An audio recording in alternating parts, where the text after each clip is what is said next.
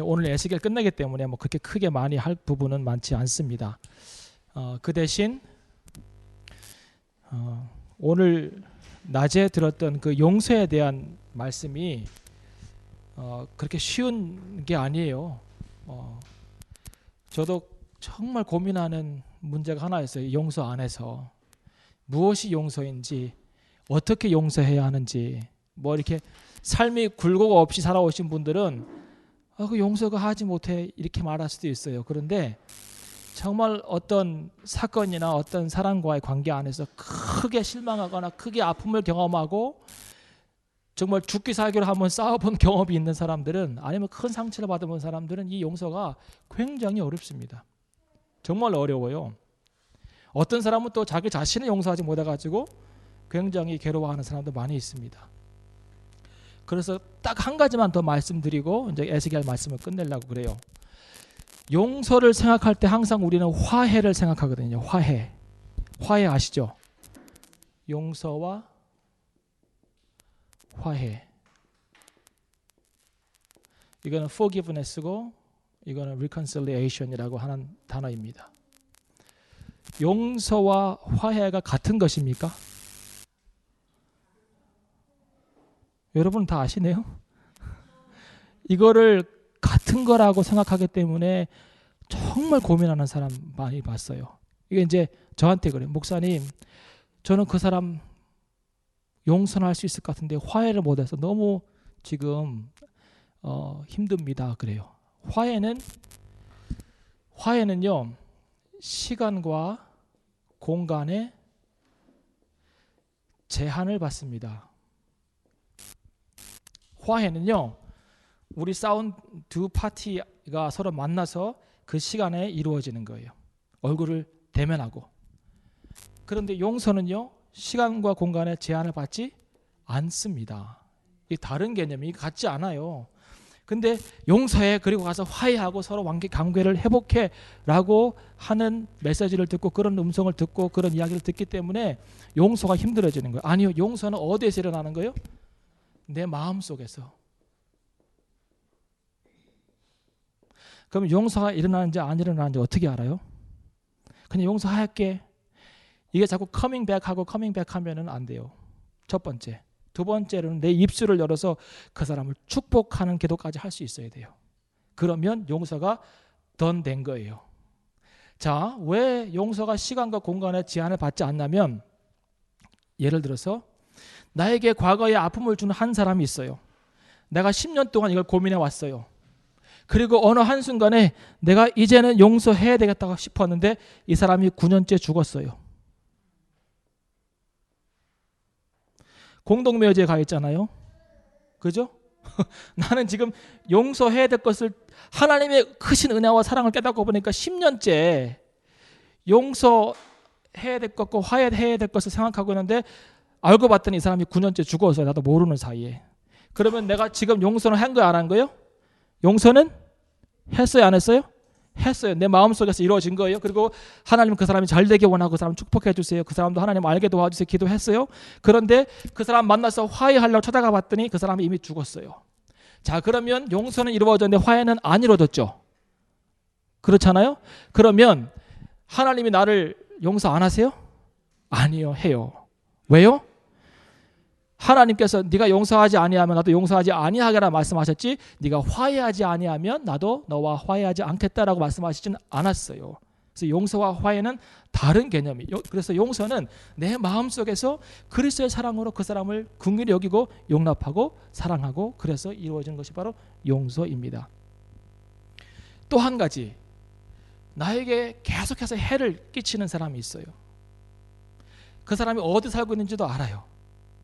그런데 그 사람은 지금 만날 수가 없어요. 왜냐고?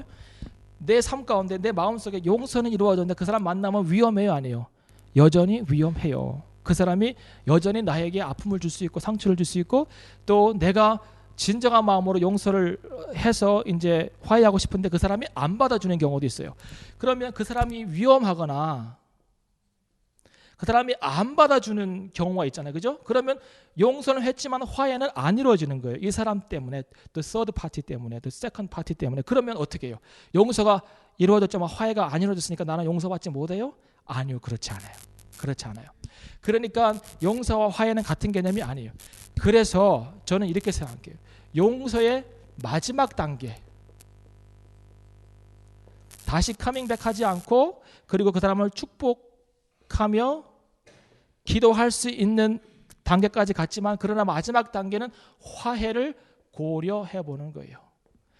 화해까지 하라라고 하는 것은 너무 힘들 수도 있어요. 그런데 화해를 고려하고 그리고 화해까지 이루어지면 이것은 가장 완벽한 것이겠죠. 가장 좋은 것이고, 그런데 화해가 이루어지지 않더라도 내 마음속에서 그 사람을 축복하고 기도하고 화해까지 고려해 보면서 그런 노력을 했다라고 하는 것은 용서가 이루어진 거예요. 예. 그러니 화해를 못했다고 그 사람과 같이 만나서 얼굴을 대변해서 한 공간에서 만나서 이야기하고 서로 잘잘못을 서로 나누고 해서 그런 어떤 과거의 사건들을 다 해결했다고 해서 용서가 이루어지고 그렇지 못했다고 해서 용서가 안 이루어진 것은 아니라는 거예요. 이 개념을 이해하면 용서가 조금은 쉬워져요. 이것 때문에 붙잡혀가지고 자기가 용서 못했다고 생각하면서 계속해서 그 사람이 받지 않음에도 불구하고 가서 나는 잘못이 없는데 그 사람이 잘못했는데도 내가 용서해 주겠다고 용서를 받아주라고 그러면 저리 가라고 귀찮다고 왜 계속 이런 관계에 있는 사람이 있어요. 그러면 안 돼요. 용서는 이미 내 마음속에서 이루어진 거예요. 알겠죠? 네, 아멘. 재밌잖아요, 이런 거 들으면. 자, 에스겔 지난주에 아주 중요한 개념 하나 했어요. 성 무너진 곳.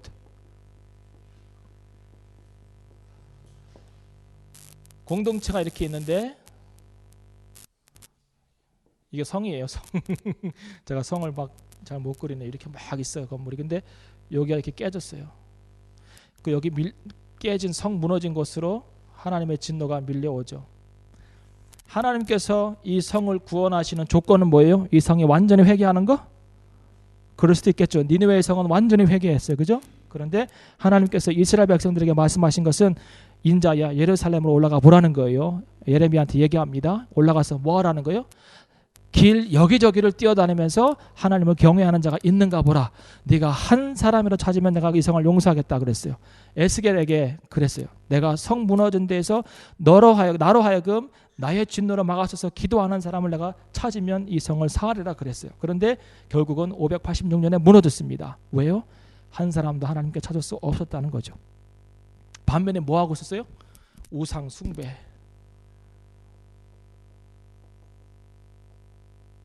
담무스를 섬기고 태양신을 섬기고 우상을 그려놓고 거기에 절하고 하는 이런 우상 숭배 가운데 있었다 이 말입니다. 그러면서 제가 예를 하나 들었죠. 모세 예를 들었죠. 모세는 그 결렬된 중에서, 결렬이라고 하는 것은 관계가 깨진 거예요. 이렇게 하나님과 이스라엘이 같이 좋은 관계를 유지하다가 이 관계가 깨진 거예요. 이 결렬된 사이에 서서 이스라엘을 향한 중보기도 하잖아요. 하나님, 그들을 용서해 주시옵소서. 하나님께서 생명책에 내 이름을 지어도 줬사오니 그들을 용서해 주시옵소서라고 기도합니다. 그래서 모세의 이 정말 생명 걸고 하는 중보기도를 통하여서 하나님은 이스라엘 백성들을 용서해 주십니다. 오늘날 우리 사회 가운데 필요한 사람은 이런 사람입니다. 이런 그리스도인. 그래서 우리가 하나님께서 찾으시는 그 한 사람의 의인이 되자라고 우리가 지난주에 이야기했습니다. 하나님께서 이스라엘 백성들의 회복을 이제 이야기하십니다. 36장을 한번 펴보시기 바랍니다. 이런저런 죄가 있음에도 불구하고 하나님께서 그들을 용서하시고 그리고 새롭게 돌이키길 원하십니다. 그런데 36장 21절을 보세요.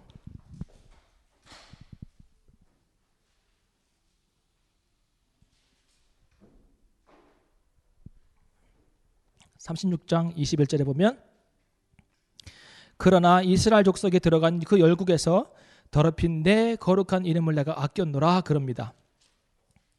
그러면서 그 밑에를 읽어보면 그러므로 너는 이스라엘 족속에게 이르기를 주 여호와의 말씀에 이스라엘 족속아 내가 이렇게 행함은 너희를 위함이 아니요 너희가 들어간 그 열국에서 더럽힌 나의 거룩한 이름을 위함이라 라고 이야기했습니다. 지금 하나님께서 에스겔에게 다시금 이스라엘 백성들을 이끌어서 바벨론에서 어디로 돌아오게 하시겠다는 거예요? 가나안 땅으로 돌아오게 하시겠다는 겁니다. 그런데 하나님께서 그들을 돌아오게 하시는 이유가 뭐예요? 그들이 완전히 변화되어가지고 새 사람 되어가지고 이제는 정말 하나님만 경외하는 순수한 신앙이 세워졌기 때문입니까? 아니, 뭐 때문에요? 나의 거룩한 이름을 위해서. 하나님께서 자기의 거룩한 이름을 회복하실 때가 되었다는 거예요. 그래서 그 거룩한 이름, 그러니까 이방 백성들이 하나님이 어디 있느냐, 너희 하나님이 살아계시면 그 하나님께서 자기 성전이 무너질 때 뭐 했냐 이 말이에요. 그러면서 하나님의 이름이 이방 가운데 조롱거리가 되었잖아요. 이제 내가 나의 거룩한 이름을 회복할 때가 되었다는 거예요. 그리고 하나님의 이름의 회복을 위해서 이스라엘 백성들을 그 땅에서 돌아오게 하신다고 이야기를 합니다.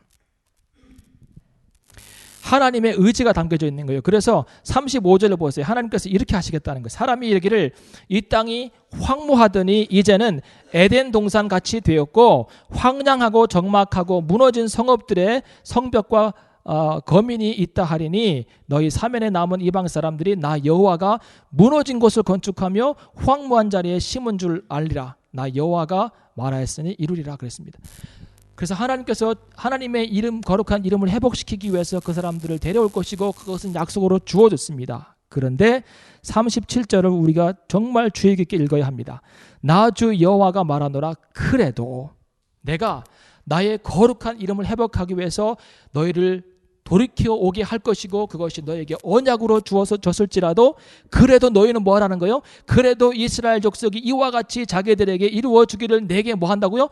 구하여야 할지라 그랬습니다. 내가 그들의 인수로 양떼같이 많아지게 하되 그랬습니다. 자, 이거 중요한 거 신앙생활 속에서. 하나님께서 우리에게 주신 언약과 약속이 있습니다. 근데 그 언약과 약속이 자동으로 이루어지는 거예요? 아니요. 그렇다고 우리가 뭐 크게 수고할 필요는 없습니다. 우리가 할 일이 뭐예요? 기도하고 그 약속이, 그 언약이 이루어지기를 늘 구하는 거예요. 하나님의 약속은 성경에 다 기록되어 있죠. 그럼 왜 우리가 기도해요? 하나님께서 하나님의 열심으로 그거 다 이루어 가실 텐데 왜 기도해요? 왜 날마다 하나님의 나라가 임하시면 왜 그 기도해요? 하나님께서 하시면 되는데 하나님은요, 하나님께서 약속하시고 언약하신 그 부분들까지도 우리가 기도하기 원하세요. 왜요?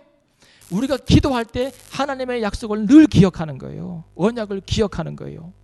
기도하지 않으면 잊어버리게 되는 거예요. 기도의 중요성이 여기에 있어요. 기도의 중요성이. 우리가 기도하는 것은 하나님께 하나님 여기에 쇼핑 리스트가 있나이다. 들어주실 줄 믿습니다. 아멘. 이게 아니고요. 하나님께서 우리에게 주신 약속의 말씀들을 기억하는 것이 기도의 목적이에요. 그래서 기도하실 때 하나님 이것도 해주시고 저것도 해주시고 막 하지 말고 하나님께서 주신 말씀들을 가지고 말씀에 입각해서 기도하시라고요. 그러면 하나님께서 들어주십니다. 그 예가 어디에 있냐면 느헤미야 1장에 있습니다. 보세요. 여러분, 느헤미야의 기도가 왜 파워풀한지 아십니까? 믿음의 사람들의 기도가 왜 파워풀한지 아세요? 왜 하나님께서 그 기도를 들어주셔야만 되는지 아세요? 느헤미야 1장을 한번 펴보시기 바랍니다.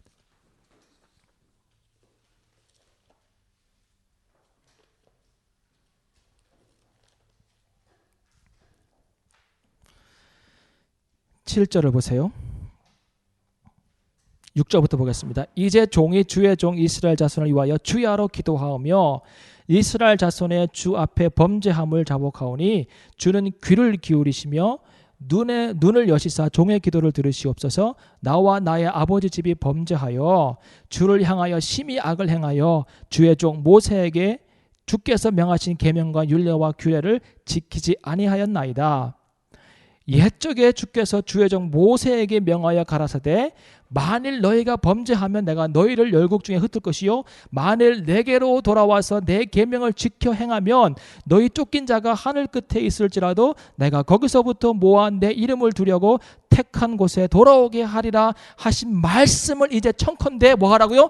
기억하시옵소서. 하나님께서 기억력에 떨어지거나 망각해서 하나님께서 잊어버렸기 때문에 내가 다시 상기시켜줍니다. 이 얘기가 아니에요. 하나님, 이 말씀 우리에게 주셨잖아요. 이 언약의 말씀 지키신다고 약속하셨잖아요. 내가 하나님께서 말씀하신 그 언약의 약속을 붙잡고 기도하오니 하나님 청컨대에 들어주시옵소서, 이 기도입니다. 그러니까 기도는요, 말씀으로 시작해서 말씀으로 마쳐야 돼요. 하나님, 이 말씀 내가 붙잡고 기도합니다.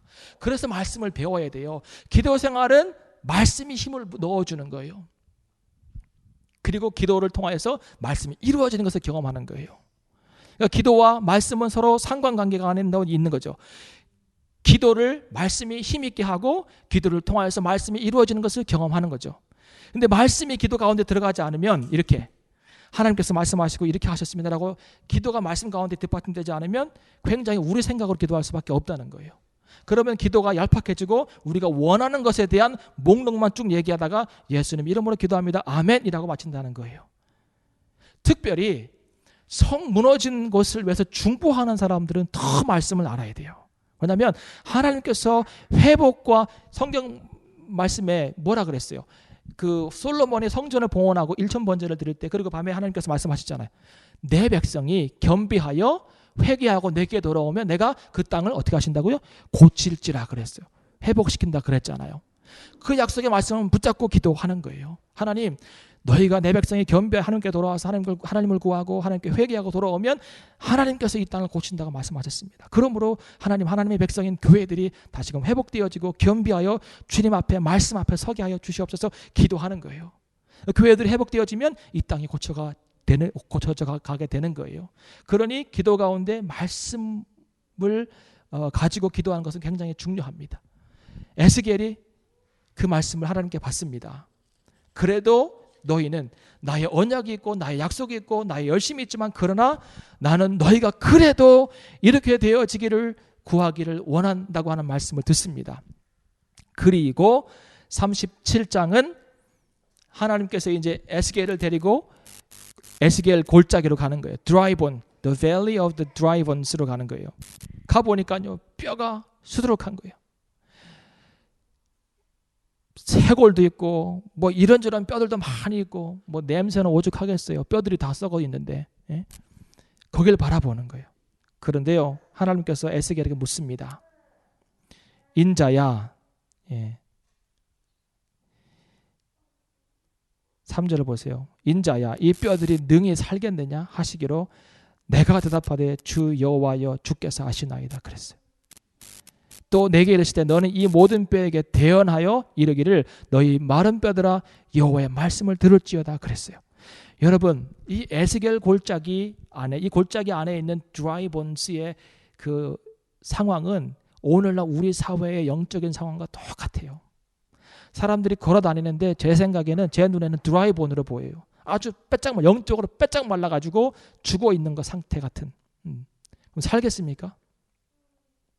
그들이 살겠습니까? 여러분, 이 땅이 회복될 것 같아요? 이 드라이 본들이 막 걸어다니는 이 영적으로 죽은 이 땅이 회복될 것 같아요, 여러분? 이 영국 땅이 회복될 것 같아요? 같아요, 안 같아요? 같아요? 그러면 이 드라이 본들이 회복되는 방법은 뭡니까? 뜨거운 기도, 그죠? 우리가 기도해 줘야 돼요. 그런데요, 영혼이 살아나는 것은 딱 한 가지예요. 딱 한 가지. 여러분 잘 생각해 보세요. 여러분이 영적으로 죽었을 때 무엇 때문에 살았습니까? 여러분이 영적으로 죽어있을 때, 지금은 살았잖아. 영적으로 호흡하고 하나님과 관계하고 그러잖아, 그죠? 무엇 때문에 살아서 지금 하나님과 교제하고 관계하냐고요. 무엇 때문에? 예수 그리스도의 죽음이죠, 그죠? 예. 그 예수님은 뭐예요? 태초에 말씀이 계시니라, 이 말씀이 하나님과 함께 하셨으니 이 말씀이 곧 하나님이시니라 그랬잖아요. 뭘로 사는 거예요? 말씀으로 사는 거예요. 여기 보세요. 읽었잖아요. 4절 보세요. 이 모든 뼈들에게 대언하여 이르기를, 하나님께서 에스겔에게 이렇게 얘기하는 거예요. 네가 마른 뼈를 보느냐? 다 죽은 것처럼 보이느냐? 그러나 죽은 것 같은 마른 뼈들에게 뭘 대언하라고요? 여호와의 말씀을 대언하라는 거예요. 죽어서 안 들을 것 같은데, 죽어서 안 듣고 마른 뼈 같고 그리고 생명이 없는 것 같은데 거기에 생명의 여호와의 말씀을 선포하고 주라는 거예요. 말씀을 주라는 거예요. 죽은 자들 같은 사람들에게. 그러니까 어떻게 돼요? 5절에 보세요. 주 여호와께서 이 뼈들에게 말씀하시기를 내가 생기로 너희에게 들어가게 하리니 너희가 살리라 그랬어요. 예. 너희 위에 힘줄을 두고 살을 입히고 가죽으로 덮고 너희 속에 생기를 두리니 너희가 살리라. 또 나 여호와인 또 나를 여호와인 줄 알리라 그랬어요. 자, 뭐예요? 하나님의 생명의 말씀이 선포되니까 뼈들이 서로 연락해서 붙고요, 심줄이 오르고요, 신경이 생기고요, 사람의 모습으로 스킨이 덮여지고요, 그리고 그 뼈들이 다 맞아 떨어져 가지고 사람으로 서가기 시작하는 거예요. 전에는 뼈만 보였어요. 죽어 있는 것 같고 냄새 나는 것 같은데 그것들이 살아서 서로 연락해 가지고 사람의 형상으로 세워져 가는 거예요. 이게 어떻게 가능할까요? 말씀이에요. 여러분이 삶을 살면서 다양한 사람들을 만나요. 조금은 하나님 나라에 가까운 사람, 성경에 보면 하나님의 나라를 기준으로 아주 다양한 표현들이 있어요. You are near the kingdom of God 그랬어요. 하나님 나라에 속해 있는 사람도 있고, 하나님의 나라에 가까운 사람도 있고, 하나님 나라에서 먼 사람도 있고, 아예 그것을 관심 없는 사람도 있고, 죽어 있는 사람도 있어요. 근데 완전히 죽은 것 같은 이 사람도 하나님 말씀을 들으니까 살잖아요. 그러니까 우리가 포기하지 않으면, 그리고 말씀을 증거하면 그 사람 살 수 있어요, 없어요? 살 수 있어요. 아무리 마음이 강팍하고 하나님을 거부하고 나는 모른다고 하고 그런 사람 많이 하나님 믿고 예수님 믿어요. 어떻게 해요? 누가 전해주니까. 아유, 이 사람은 딴 사람 다 믿어도 이 사람은 안 될 것 같아요. 그런 사람도 예수님 믿을 수 있어요. 어떻게 해요? 은혜라고 하는 거 제가 옛날에 한번 설명했죠. 은혜가 뭐예요, 집사님? 은혜가 자격 없는 사람이 자격을 부여받는 게 은혜잖아요. 그죠? 그런데 하나님의 은혜를 제대로 깨달으려면 이 생각하면 돼요. 나 같은 죄인과 나 같은 병자와 나같이 못난 이런 사람도 구원받았으니 세상에 구원받지 못한 사람은 아무도 없다 라고 생각하는 것이 하나님의 은혜에 대한 합당한 생각이에요. 내가 구원받았으면 세상에 구원받지 못할 사람은 아무도 없다. 나가 구원받았으니까, 나 같은 죄인도 구원받았으니까요. 나 같은 죄인의 말씀을 증거하기 때문에 세상에 말씀을 증거하지 못할 사람 아무도 없다고 저는 믿어요. 저는요. 집사람들도 할 수 있어요. 목사님 다음 주에 제가 한번 설교하면 안 될까요? 예, 나 그러면 좋겠어요. 당신 할 수 있어요. 여러분 할 수 있어요. 예, 왜요? 은혜로 서 있는 거니까. 잘 나와서 서 있는 것도 아니고 많이 배워 서 있는 것도 아니고 하나님의 은혜로 오늘 여기에 서 있으니까요. 말씀이 살리는 거예요. 말씀이. 그래서 말씀을 나눠주세요. 그 생명의 말씀을 죽어가는 사람들에게 나눠주세요. 누구든지 간에 내가 만나는 사람들에게. 그것이 회복의 첫 번째 조건이. 그런데 재밌는 게 있어요. 7절에 보세요. 이에 내가 명을 쫓아 대언하니 대언할 때 소리가 나고 움직이더니 탁탁탁탁탁탁 하면서 이 뼈 저 뼈들이 서로 들어맞고 뼈들이 서로 연락하더라. 내가 보니 그 뼈에 힘줄이 생기고 살이 오르고 그 위에 가죽이 덮이나 그 속에 뭐가 없다고요? 생기가 없다고요. 자, 또 한 가지 중요한 원리가 있습니다. 자, 말씀을 전달해주면 그 죽었던 생명이 살아나요. 그런데 그 죽었던 생명이 살아나나 이제 생명이 풀로 차 있진 않아요. 아주 플랫 상태예요. 예전에는 죽어서 없었던 상태예요. 만약에 이건 그림으로 그릴 수 없지만 우리에게 필요한 생명의 기운이 이만큼이라면 전에는 아예 없었어요. 마이너스로 그로잉하고 있었어요. 죽었으니까. 그런데 하나님의 말씀이 선포되고 생명의 말씀이 들어가니까 이 마이너스가 없어져 버리고 요만큼, 그러나 생기가 없는 거예요. 이게 풀로 차야 되는데 하나님의 생명이 풀로 차서 하나님께서 원하시는 그 삶을 아름답고 완벽하게 기쁘게 즐겁게 승리하며 살아가야 되는데 풀로 차지 않고 모양은 하고 있으나, 회복되어서 모양은 하고 있으나 아직 움직이지 못하는 거예요. 예수님 알고 믿고 구원받은 사람이 이래요. 이 사람에게 필요한 게 뭐예요? 생기예요. 생기가 뭐예요? 9절을 보세요. 또 내게 이르시되 인자야 너는 생기를 향하여 대언하라. 생기에게 대언하여 이르기를 주 여호와의 말씀에 생기야 사방에서 불어와서 이 사망을 당한 자에게 불어서 살게 하라 하셨다 하라. 이에 내가 그 명도로 대언하였더니 생기가 그들에게 들어가매 그들이 곧 살아 일어나서 큰 군대가 되었더라 그랬습니다. 이게 뭐예요? 이 생기가 뭐예요? breath예요. breath. 영어 성경 breath. 자, 그러면 창세기 2장 7절 한번 봅시다.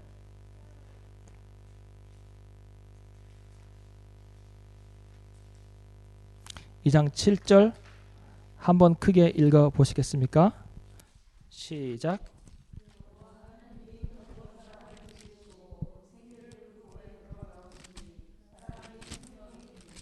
사람이 뭐가 되었다고요? 이게 똑같은 거예요, 여러분. 하나님께서 누굴 만드셨어요? 아담을 만드셨어요. 아담을 만들고 보니까 움직여요, 못 움직여요? 움직여요, 못 움직여요? 못 움직여요. 그런데 하나님께서 그 코에 뭘 집어넣으셨어요? 생기를 불어넣어 주셨어요. 그랬더니 뭐가 됐어요? 생명이 되었어요. 생명이 뭐예요? 하나님의 영이에요. breath of God이에요. breath of God. breath of God이 뭐예요? 요한복음에서 오늘 제가 아침에 설교했는데요.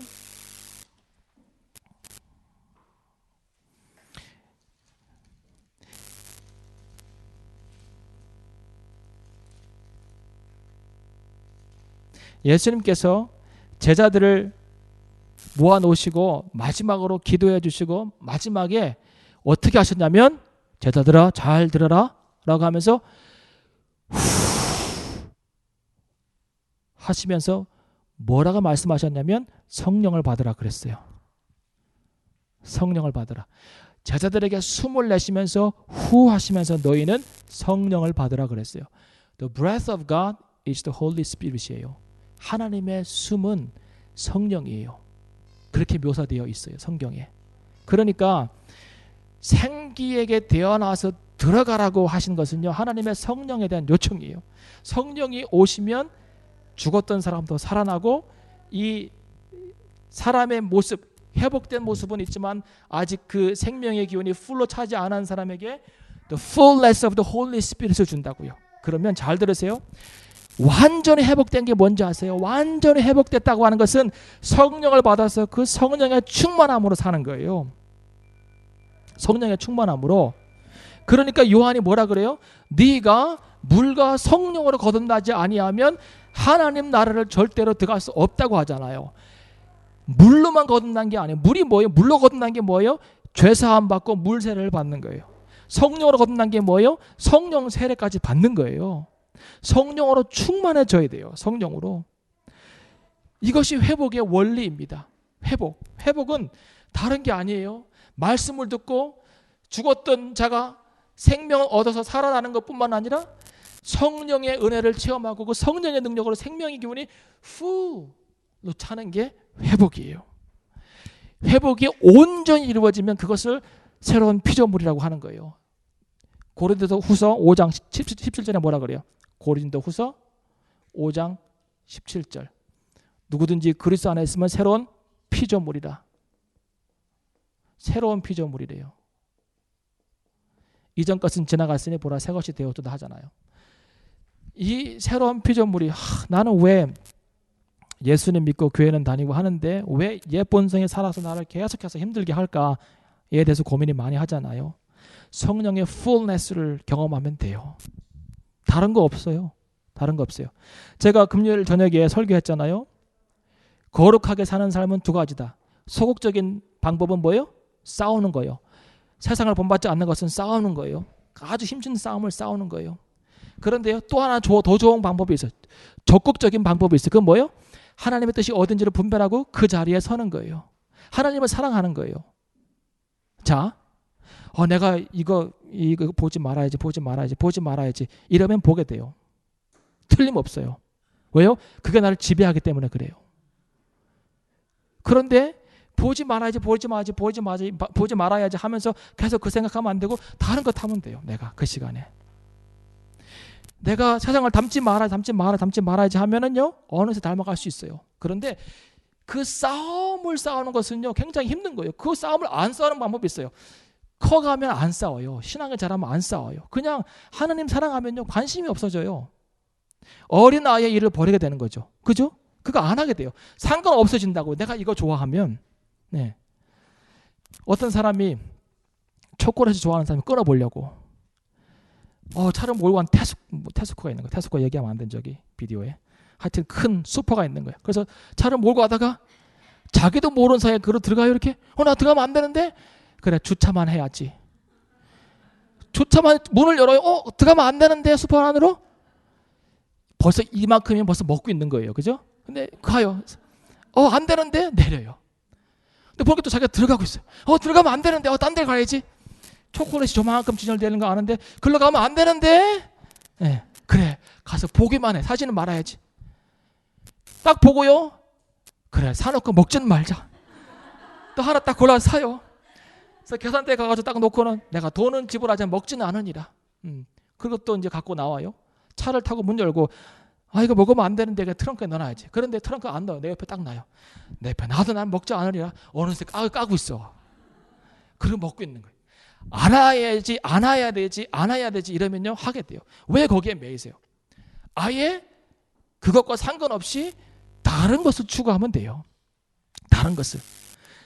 거룩하게 되는 것은 뭐 싸워서 이겨서 하지 말아야지 싸워서 이기고 이거 치고 이거보다는 그냥 하나님을 사랑해서 그분만 바라보고 있으면 뒤에 거 안 보이잖아요. 이거 안 하게 되고, 예. 내가 언제 했냐 싶을 정도로 하게 되고, 나중에 한참 돌아와서 그거 하는 사람 보면 아이고 참 아직도 그거 하시나? 이렇게 되잖아요. 이 정도는 잘해야지. 그게 거룩한 삶이잖아요. 마찬가지예요. 성령의 풀레스를 경험하면 지금까지는 막 싸우고 스트러글하고 이걸 할까 말까, 가끔씩은 이게 다 가끔씩 지고 그럼 또 상처받고 내가 이렇게 해서 신앙생활 해야 되나? 그럼 또 사탄이 한마디 하죠. 너는 자격 없어.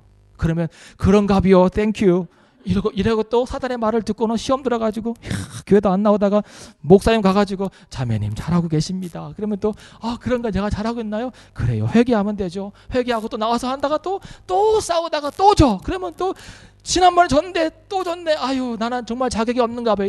이렇게 할 바에 아예 포기하고 그냥 일반인으로 살아가자. 그래요. 계속 실패를 경험하니까. 싸우면요 실패도 가끔씩 해요. 여러분, 권투 선수가 잘 싸운 사람이요 항상 이기는 사람이 아니에요. 집사님도 저렇게 잘 싸우시는 분이 한 번 졌더만요. 예, 기록을 보니까 그 사람 대단한 사람이죠. 우리 집사람이 이겼으니까. 그죠? 항상 이길 수 없어요. 맨체스터 유나이티드가 축구를 잘해야 돼요. 한 시즌에 3-4번은 진다고요. 아주 형편없는 팀한테 질 수도 있어요. 왜요? 지는 거예요. 싸움은 언젠가는 지게 돼 있어요. 싸움하면 계속 싸움만 하게 되고, 싸움만 하다 보면 질 때도 있어요. 그러면 지면 너무 힘들잖아요. 마음이 아프고 상하고. 싸움하는 단계에서 그 다음 단계로 넘어가서 다른 걸 추구하는 거예요. 그것을 버리고, 그것이 fullness of the Holy Spirit이에요. 말씀으로 거듭나고 성령으로 충만해서 할렐루야 하고 살아가야지 매일 싸고 뒤지고 먹고 뭐 이러면 안 돼요. 넘어가세요. 거기를 이렇게 넘어가시면 돼요. 이것이 에스겔이 주는 메시지예요. 회복에 관한 메시지. 37장이 그렇죠. 이제 40장부터 46장까지는요 성전에 대한 설계도가 나와요. 이거는 뭐 공부할 필요가 없어요. 이 성전은 실제로 이 역사 가운데 세워진 성전은 아니에요. 하나님께서 이상적인 성전을 보여주신 거예요. 에스겔한테. 왜요? 그는 제사장이어서 성전을 잘 알고 있었어요. 회복에 대한 이 땅에 세워진 적은 없지만 그러나 장차 새하늘과 새 땅 가운데 세워질 그 성전을 이야기하고 있고, 그리고 마지막으로 이제 47장을 보세요.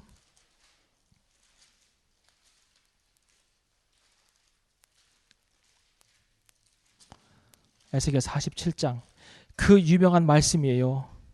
성전에서 뭐가 흘러나와요? 물이 흘러나오는 거예요. 성전에서. 그 새롭게 세워진 성전에서 물이 흘러나와요.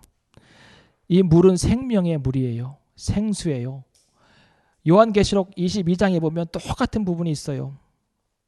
펴보실래요? 한번 이렇게 손을 접고 에스겔 47장을 책갈피한 다음에 요한계시록 22장을 보세요. 1절부터 보면 또 저가 수정같이 맑은 생명수의 강을 내게 보이리니 하나님과 및 어린 양의 보호자로부터 흘러. 에스겔에 나오는 이 물도 성전 어디서 나오는 거예요? 보호자로부터 흘러나오는 거예요. 네. 우편 제단 남편에서부터 흘러나오잖아요. 그죠? 1절에 보니까 그래요. 자, 요한계시록 22장 2절에 보면 길 가운데로 흐르더라. 강 좌우에 뭐가 있다고요? 생명나무가 있어. 이 생명나무 원래 어디 있던 거예요? 에덴 동산에. 예. 그러니까 있어 12가지 실과를 맺히되 날마다 그 실과를 맺히고 그 나무 잎사귀들은 만국을 소성하기 위하여 있더라 그랬어요. 다시 뭐가 없다고요?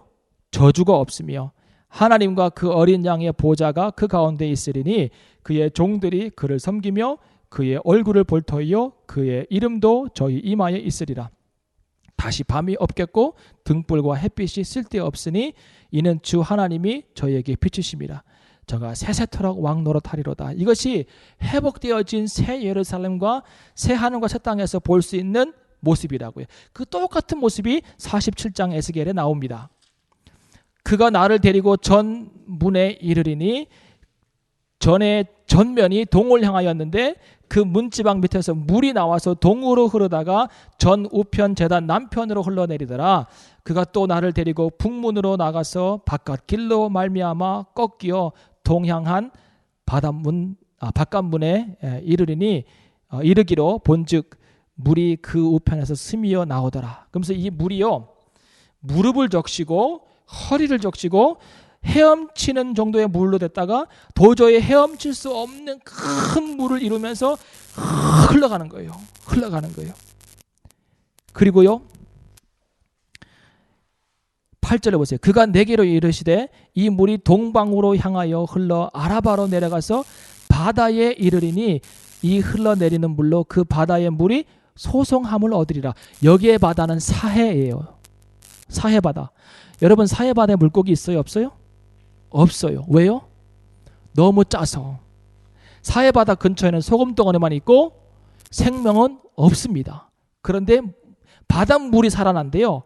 9절에 이 강물이 이르는 곳마다 번성하는 모든 생물이 살고 또 고기가 심이 많으리니 이 물이 흘러 들어감으로 바닷물이 소성함을 얻겠고 이 강이 이르는 각처에 모든 것이 살 것이며 또 이 강가에 어부가 설 것이니 엔게디에서부터 에네글라임까지 그물치는 곳이 될 것이라. 그 고기가 각기 종류를 따라 큰 바다의 고기같이 심이 많으려니와 그 진펄과 개펄은 소성되지 못하고 소금 땅이 될 것이며 강 좌우 가에 있는 각종 먹을 실과 나무가 자라서 그 잎이 시들지 아니하며 실과가 끊치지 아니하고 달마다 새 과실을 맺으리니 그 물이 성소로 말미암아 나옴이라. 그 실과는 먹을만하고 그 잎사귀는 약 재료가 되리라 그랬습니다. 실과가 달마다 맺어요. 아까 요한계시록에도 그 얘기했죠, 그죠? 실과가 달마다 맺어요. 그러니까 요한계시록 22장에 나오는 이야기와 에스겔이 본 환상 41장에 나오는 이야기는 동일한 이야기를 하고 있는 거예요. 완전히 회복된 역사적 종말이 일어나고 그리고 그 역사적 종말 뒤에 있는 하나님의 새로운 나라와 새 땅에 대한 회복의 말씀이 에스겔에게 그려져 있는 거예요. 이 사람들이 그래요. 이 에스겔 47장의 그 환상은 오늘날 우리가 경험할 수 있는 환상이라고 그래요. 아니요. 37장은 우리가 우리 시대 역사 속에서 경험할 수 있는 사건들이에요. 우리가 하나님 말씀을 선포하고 생명의 말씀이 선포되어서 그 사람들이 살아나고 성령이 임하셔서 성령이 그들을 채움으로 말미암아 the fullness of the Holy Spirit을 경험하고 그래서 하나님의 말씀하시는 언약의 백성의 삶을 살게 하는 것, 그것은 가능해요. 47장은 이것은 마지막 때에 이루어지는 이야기예요. 이것은 우리가 이 땅에서 경험할 수 있는 사건들이 아닙니다. 언제 사해바다가 깨끗하게 될래나 이거 기다리고 있으면 안 돼요. 이것은 환상이고 약속